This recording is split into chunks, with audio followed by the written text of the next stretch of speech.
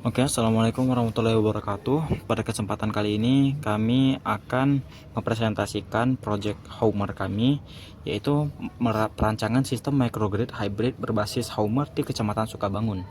Nah, kami dari kelompok 1 terdiri dari 3 orang anggota, yaitu saya sendiri Rifki Kurniawan, Kristianus Lumban Gaul, dan juga Rehan Akbar Sitompul.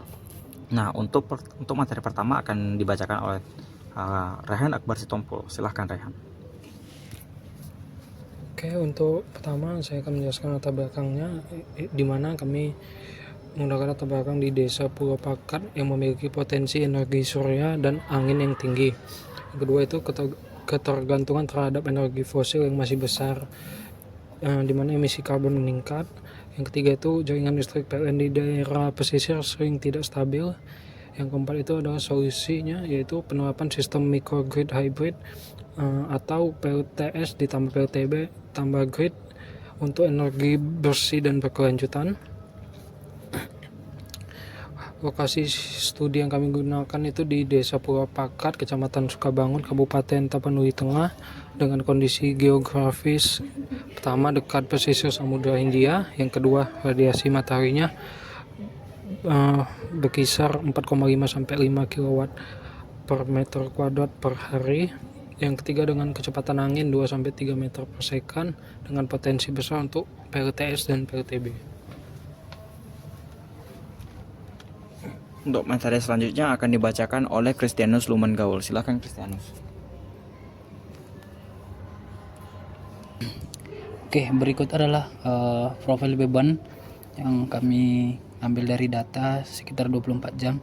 Nah, beban yang paling rendah itu kisaran 26,858 yang terjadi pada pukul 4. Dan juga profil beban yang paling tinggi itu sekitar 176,526 watt yang terjadi pada pukul 6 sore. Nah, dari hasil beban tersebut, maka total kebutuhan harian adalah sekitar 2422 kWh per hari. Dan juga beban puncaknya sekitar 343,25 kW yang terjadi pada malam hari. Nah, di sini kami menggunakan 2 buah pembangkit, yaitu PLTS dan juga PLTB. Nah, kami menggunakan pembangkit listrik tenaga surya dengan kapasitas PLTS sekitar 370 kW. Kami menggunakan modul Paymar SG 370M dengan efisiensi 19,1% dan umur 25 tahun.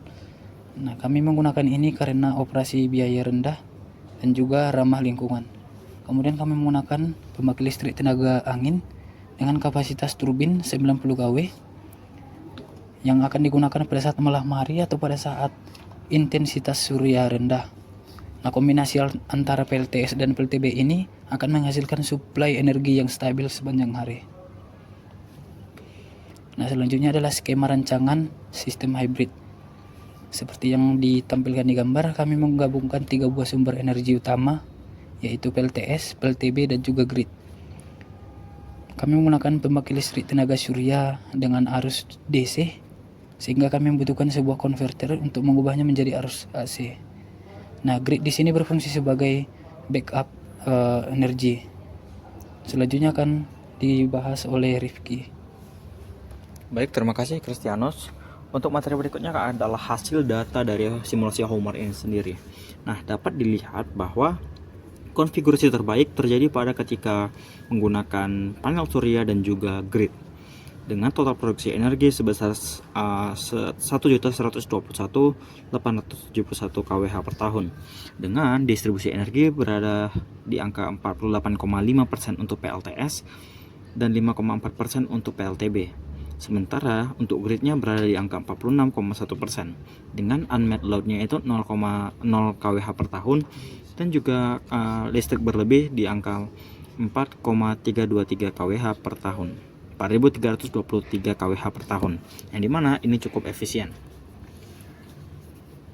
Nah, dari analisis ekonomi sendiri, kami akan membandingkan beberapa parameter, yaitu net present cost atau total biaya proyek, dan investasi awal, maintenance, dan juga levelized cost of energy atau biaya produksi rata-rata. Nah, kami akan membandingkan kondisi pada saat grid konvensional saja dan juga hybrid. Nah, untuk kondisi grid normal, total biaya proyek atau NPC-nya itu berada di angka 25,8 miliar.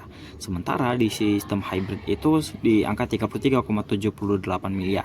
Ini ada kenaikan kurang lebih sebesar 8 miliar. Nah, kalau kita lihat dari investasi awal, grid itu tidak membutuhkan biaya investasi karena memang sudah tersedia. Sementara untuk sistem hybrid itu seperti yang saya jelaskan sebelumnya, itu memerlukan biaya investasi atau modal pembangunan sebesar 8,52 miliar. Dan untuk biaya perawatannya, untuk sistem konvensional grid atau grid konvensional itu dia berada di angka 1,33 miliar, sementara di sistem hybridnya itu berada di angka 1,3 M. Sementara untuk biaya produksi atau levelized cost of energy berada di angka Rp1.500 untuk grid per kWh, sementara di sistem hybrid terjadi kenaikan sebesar Rp83, yaitu di angka Rp1.583 per kWh. Nah, saya juga akan sedikit menjelaskan mengapa walaupun ada peningkatan sebesar Rp83, mengapa sistem ini tetap worth it atau cukup layak untuk dilakukan investasi dan juga realisasinya. Namun sebelum itu saya akan menganalisis kelayakan investasi terhadap sistem PV grid terlebih dahulu.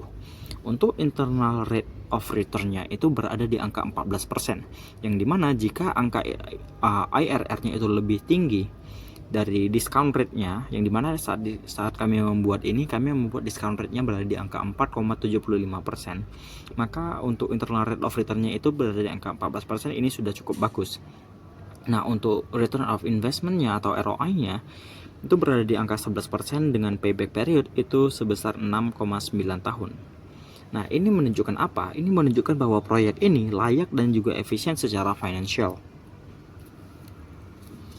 Nah, untuk kinerja operasional dan juga distribusi energinya, untuk renewable fraction-nya atau energi terbarukannya itu adalah 54%. Untuk unmet load-nya itu adalah 0 kWh per tahun, yang dimana artinya pasokan ini selalu cukup. Dan juga terdapat ekspor ke PLN dalam bentuk energi sebesar 214.612 kWh per tahun atau sebesar 19,5%. Dan sistem ini bisa bekerja stabil tanpa oversizing. Nah, seperti yang saya bilang sebelumnya, saya akan mengatakan mengapa bahwa Rp83 itu cukup worth it untuk direalisasikan walaupun sedikit lebih mahal daripada sistem grid konvensional. Nah, kita akan membahas tentang analisis dampak lingkungannya. Kami akan membahas parameter dari emisi, yaitu emisi karbon dioksida, sulfur dioksida, dan juga nitrogen dioksida. Sebelum sistem hybrid ini dilaksanakan, yaitu pada saat grid konvensional, produksi dari karbon dioksidanya itu sendiri sebesar 558.720 kg per tahun. Dan untuk sistem hybridnya setelah direalisasikan, sistem hybridnya ini hanya menghasilkan 191.050 kg per tahun, yang dimana terjadi penurunan yang sangat signifikan sebesar 65,8% dari emisi karbon dioksida. Untuk emisi sulfur dioksida sendiri terdapat penurunan sebesar 64%, dengan sebelum sistem hybrid ini digunakan berada di angka 2.300 kg per tahun dari emisi sulfur dioksidanya, dan setelah hybrid sistemnya ini digunakan hanya berada di angka 825 kg per tahun. Begitupun di nitrogen dioksida, penurunannya cukup besar sebesar 67%, dengan sebelum hybrid menghasilkan emisi nitrogen dioksida sebesar 1.200 kg per tahun, dan setelah menggunakan sistem hybrid maka emisi dari nitrogen dioksidanya hanya di angka 396 kg per tahun. Nah, perbandingan kondisi sistem, kami juga menguji ketahanan sistem kami ini dari fluktuasi energi. Ya, jadi kami akan menguji bagaimana jika radiasi mataharinya itu menurun sebesar 10% dan juga kecepatan anginnya menurun sebesar 10%. Kami akan menganalisis dari aspek NPC dan juga levelized cost of energinya atau biaya produksinya. Nah, di kondisi normal, NPC-nya itu berada di angka 33,78 miliar dengan biaya produksi sebesar 1.583 per kWh. Nah, ini adalah kondisi base atau kondisi standarnya. Nah, ketika diturunkan radiasi mataharinya sebesar 10%, maka NPC-nya sedikit meningkat di angka 33,89 miliar dengan biaya produksinya itu berada di angka 1593 kWh. Nah, ketika radiasi mataharinya ini turun sebesar 10%, NPC-nya ini berada di angka 33,89 miliar dengan biaya produksi sebesar Rp1.593 per kWh. Nah, kurang lebih ini naik sebesar 0,6%. Namun jika angin yang turun atau kecepatan anginnya itu turun sebesar 10%, maka dari NPC-nya itu sendiri itu juga ikut naik, namun sedikit naik, yaitu di angka 33,82 miliar dengan cost of energinya itu di angka 1.586, hanya naik sedikit sebesar 0,2%, yang artinya sistem ini cenderung stabil terhadap fluktuasi dari energi yang alam yang disediakan. Namun jikalau radiasi mataharinya ini bisa turun lebih, maka dampaknya itu juga akan ada penaikan yang lebih daripada 0,6%.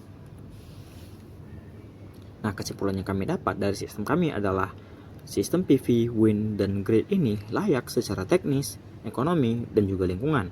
Kontribusi energi terbarukannya itu sebesar 54% dan juga penurunan emisinya itu hingga 65,8%. Selain itu, sistem ini juga stabil terhadap perubahan cuaca yang kami uji sebesar kurang lebih penurunan terhadap cuaca sebesar 10%. Baik, sekian presentasi dari kami. Jika ada salah-salah kata dan kekurangan, kami mohon maaf dan kami akhiri dengan Assalamualaikum warahmatullahi wabarakatuh.